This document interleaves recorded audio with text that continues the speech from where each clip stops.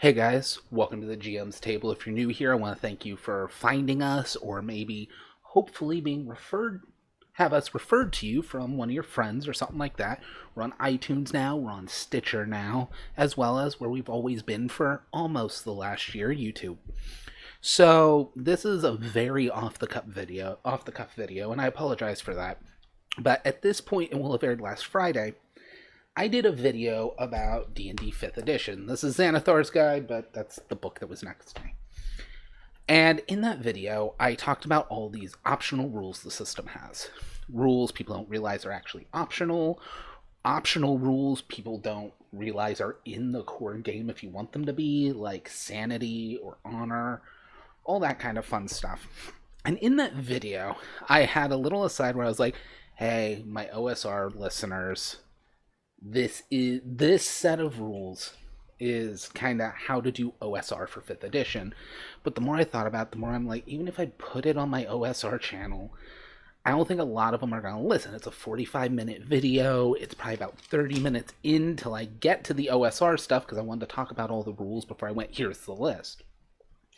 So I figured I'll do a separate video specifically for this. So this is basically how to take 5th edition D&D and run it as close to OSR as you can. Really, as close to classic red box as you can get. This is not 100% OSR. This is a system that is all D20 based. You're not using D6s for skills, none of that. But this is also all rules in 5th edition. This is no house rules. First and foremost, go get yourself the D&D basic rules for 5th edition. They are free on Wizards of the Coast's website. Literally, go to Google, type in D&D 5th edition basic. There is a player's handbook and a dungeon master's book, which actually has a bestiary in it. There is not a monster manual, but you have plenty of classic critters right there. If you want more than that, you go in. But that PDF is going to give you the basic rules you need. The basic rules do not have multi-classing or feats. So if you're like, there's no way it's going to be OSR because you don't believe in feats or anything like 3, 5, and later, again, just did a video about that, but that's not the core rules. If you want to add that stuff, cool. If you end up liking it, go get the player's handbook, expand. But we're talking about OSR as close to old school as you can get. Get that. That's also very important because that has only 4 classes. Fighter, Cleric, Rogue, Wizard. More importantly, 5th edition, every class picks subclasses. They pick them at different levels, but every class gets to then specialize. In the basic rules, there's only one specialization. So if you're used to, there's just one class, I don't want subclasses, I don't want any of that. Again, if you want it, it all integrates in. But if you want as close to as possible, that basic PDF, the fighter is the fighter champion. This is as close to the classic fighter as you're going to get. The cleric is of the healing domain. Okay? It's a life cleric. It is as close to the classic cleric as you're going to get. The rogue, it's archetype, because clerics get domains, fighters I think are archetypes just like rogues. But the rogue is the thief. And yes, it is as close to the classic thief from old school D&D as you're going to get. And the wizard is evocation, which is your damaging magic. It is a combat wizard, but it's not armor and swords and stuff like that. No, it's just the bonuses they get just kind of give them extra damage, let them throw out. They're a little better with combat spells. But more than anything, it's a very streamlined very streamlined wizard, which will get you closer to the classic wizard. Now, that alone, I'm not going to mince words, that's not OSR. It's close. D&D 5th edition basic.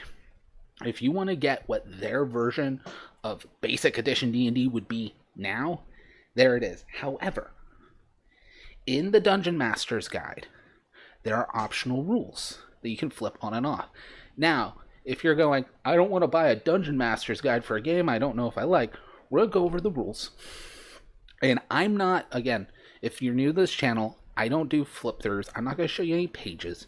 I'm not going to give you word for word what's in the books, but I'm going to help you out here. So if you want to have some quick rules that aren't house rules, but you can call them house rules if you don't own the book, jot this stuff down. First, if you don't want skills in your game, that's okay. Okay? In the Dungeon Master's Guide, there are rules for playing without skills. Instead, you get proficiencies on ability checks. This is the one I'm not giving you everything. I'm not going down the classes and telling you what classes get what ability checks or any of that stuff. If you want to run it exactly that way, get the DMG. But don't fret. There's another optional skill setup in that book that I can explain to you without you needing the book. It is backgrounds as skills. Okay? Don't worry about a skill list. What background did your character pick? Because in the basic, you still pick a background. What background did your character pick?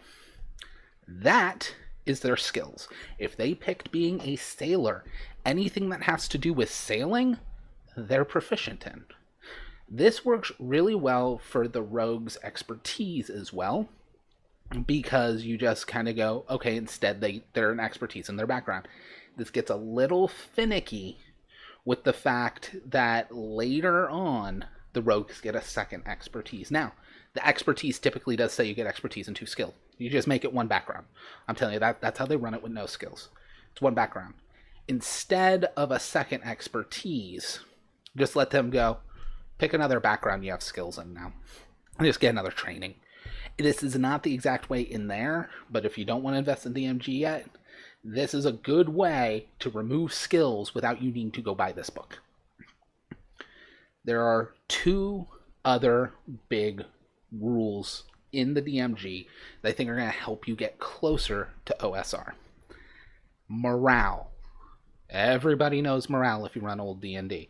This is what, if you're in fights over your head, sometimes the monsters run. Sometimes you get lucky with that.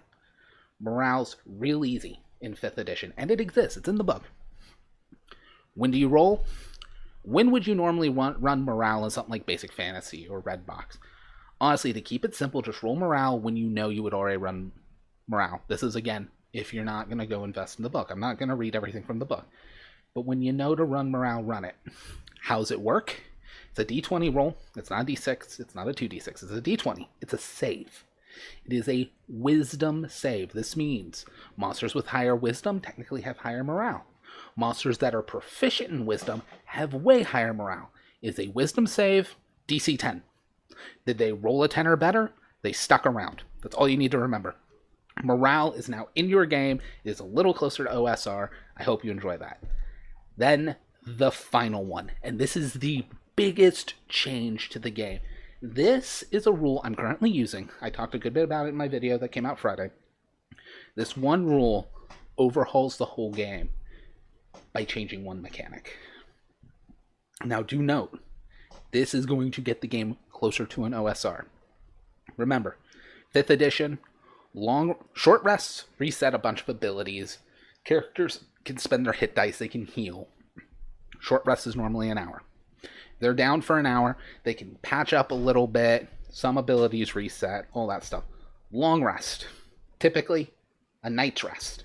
They sleep overnight, long rest, full heal, get all your hit points back, get all your spell slots back. Basically, after a long rest, everything resets. This is not like older D&D, and that's fine. Again, I'm not saying any of this is bad, but if you want a game closer to the old one, closer to a night's rest, you healed 1 hit point. You want to heal better than that? You better have magic. Well, there is a rest variant in the DMG. It is called Gritty Realism, and it's really simple. This is one you want to note down. A short rest is 1 day. A long rest is 1 week. Done. That is it. Okay, that's the only change you have to make. This still means if the heroes rest a week, they gain all their hit points back. This isn't as difficult as classic D&D. If you rested 7 days, well, you got 7 hit points back, buddy. But it's going to get you a lot closer. Yes, this means the game will get deadlier. If anyone's here listening going, I want to see how this can go OSR, they're expecting it to get deadlier. It will make the game deadlier. There is one class rule, and it's even in the basic, that is affected by this that I want to point out, though. Wizards. They get a class ability called Arcane Recovery. And the class ability says once per day, they can regain a number of spell slots that add up to their level. So like a 3rd level wizard can regain a 1st level spell slot and a 2nd level spell slot. 1 plus 2 is 3. Or 3 1st level spell slots. 1, 1, 1, 3. It goes up as they level. The big thing to note with that is it says once per day, not once per long rest. That means wizards do get their Arcane Recovery every day with this gritty realism healing. That's actually pretty good because it guarantees wizards always have at least 1 spell per day. Even in OSR, wizards were never, I have a whole day without spells. But it basically means they have a very, very small selection of spells that reset every day. Because say you're 5th level and you can cast up to 3rd level spells. Cool. That's awesome. You could get 5 1st level spells back. But if you want a 3rd level spell back, it's going to take up 3 of your 5. You get a 3rd and a 2nd, a 3rd and 2 firsts, or 5 firsts, 2 seconds and a 1st. You got a lot of options and a lot of mixing and matching, but there's this big setup of choice that will harken back to older D&D. So it still keeps in line. This also matters if you start branching a little further from classic OSR and get the player's handbook and look at other classes. The sorcerer does not get this.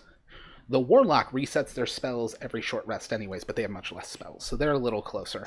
Monks have key points. They do not get this. The cleric, which is in your setup, they have channel divinity. That resets, I believe, on a short or long rest. But some of their abilities reset on a long rest. You do have to wait that week. Your full reset of your spell slots is still a week. It's going to bring things much closer. Also means, all right, you rested for a day. Spend a hit die to heal. Say you're level, say you're level 3. During that week, up to 3 of the nights, you'll have a hit die to heal. That's it, guys. In some cases, this can be rougher than 1 hit point per day until they reach the week. People can actually end up bedridden. Higher level play becomes much more about how many nights in the week can I actually rest and still go back out the next day. It's going to be a very town-oriented game. This won't bring in strongholds. It won't bring in the army rules that OSR is really known for, but it's going to get 5th edition a lot closer to that OSR feel.